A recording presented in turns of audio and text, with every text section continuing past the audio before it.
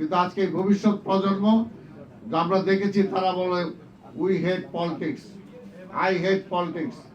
অর্থাৎ এই যে একটা পর্যায়ে আমাদের জাতিটাকে নিয়ে গেছে, এটাকে যদি রুখতে হয় তাহলে সে জায়গায় একমাত্র জিআই হলো সমস্যার সমাধান।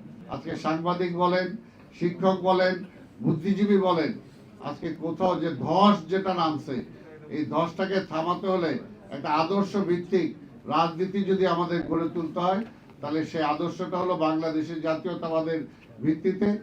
সানবিট সব দিবে সামাল। সানবিট ম্যাজিক প্রেস ডিশওয়াশিং এর মাথা ঘোরানো সলিউশন। আজকে বিজাতীয় সংস্কৃতি, বিজাতীয় কৃষ্টি আমাদেরকে যেভাবে খেয়ে ফেলছে এবং তারা করছে, এটার কারণটা হলো একটাই, যদি আমার শিক্ষা, আমার সংস্কৃতি, আমার কৃষ্টি, আমার ঐতিহ্যকে যদি ধ্বংস করে দেয়া যায়, তাহলে জাতিটা এমনি ধ্বংস হয়ে যাবে। এবং সেটার জন্যই স্বাধীনতার পরে আওয়ামী লীগ ক্ষমতা আসার পরে একবার করা হয়েছে, আবার গত 15 বছরে শেখ হাসিনার মাধ্যমে এই দেশে সে আধিপত্যবাদী শক্তি আমার এগুলোকে ধ্বংস করে দেওয়ার জন্য চেষ্টা করা হয়েছে। আমাদের রাজনীতিবিদ থেকে শুরু করে শিক্ষার্থীকে বলি, সাংবাদিক বলি, পেশাজীবী বলি, এমনকি মসজিদের ইমাম পর্যন্ত বলি, সবার চরিত্র হনন করা হয়েছে। একটা দেশের যদি এই সমস্ত যারা পিলার, একটা রাষ্ট্র যেগুলোর উপর দাঁড়িয়ে থাকে, আজকে বিচারপতিদের কিভাবে চরিত্র হনন করা হয়েছে। আজকে দেখেন সে কাজে একটা রাষ্ট্রকে ধ্বংস করার জন্য যা যা করা দরকার সবই করা হয়েছে। তো সেগুলোকে যদি ভবিষ্যৎ প্রজন্মের দিকে আমরা তাকিয়ে আছি, কিন্তু আজকে ভবিষ্যৎ প্রজন্ম আমরা দেখেছি তারা বলে we hate politics, I hate politics.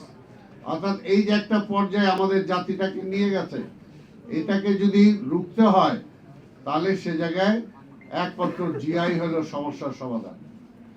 একমাত্র জি একজন ভিশনারি ছিলেন, জি একজন স্টেটসম্যান ছিলেন। জিয়া স্বপ্ন দেখতেন এবং সেই স্বপ্নকে তিনি বাস্তবায়ন করে এই জাতির সামনে দেখিয়েছেন। এই কারণে বাংলাদেশে এখনো সবচেয়ে বেশি জনপ্রিয় হলো সাবেক রাষ্ট্রপতি, শহীদ রাষ্ট্রপতি জিয়াউর রহমান। সেই কারণে আমরা জিয়া স্মৃতি পাঠাগারের মাধ্যমে আমরা চেষ্টা করছি যে জিয়ার সেই সমস্ত আদর্শগুলো যাতে জনগণের মাঝে ছড়িয়ে দেওয়া যায়।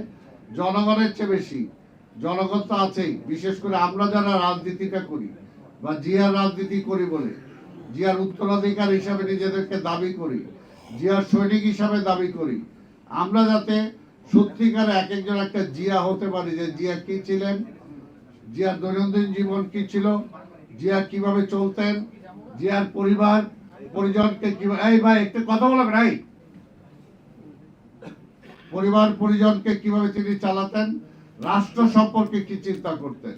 তা কাজে সেটাই যদি পুরোপুরি একটা জিয়াউর রহমান একটা ইনস্টিটিউশন ছিলেন।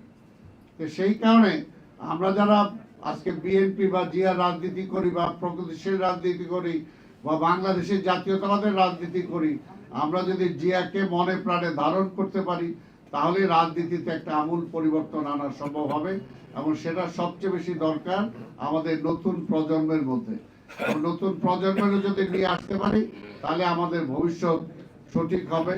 না হলে আজকে যেটা আমি প্রথমে বললাম, আজকে সাংবাদিক বলেন, শিক্ষক বলেন, বুদ্ধিজীবী বলেন, আজকে কোথাও যে ধস যেটা নামছে, এই ধসটাকে থামাতে হলে একটা আদর্শ ভিত্তিক রাজনীতি যদি আমাদের গড়ে তুলতে হয়, তাহলে সেই আদর্শটা হলো বাংলাদেশের জাতীয়তাবাদের ভিত্তিতে, জিয়াউর রহমানের দর্শনের উপর ভিত্তিতে।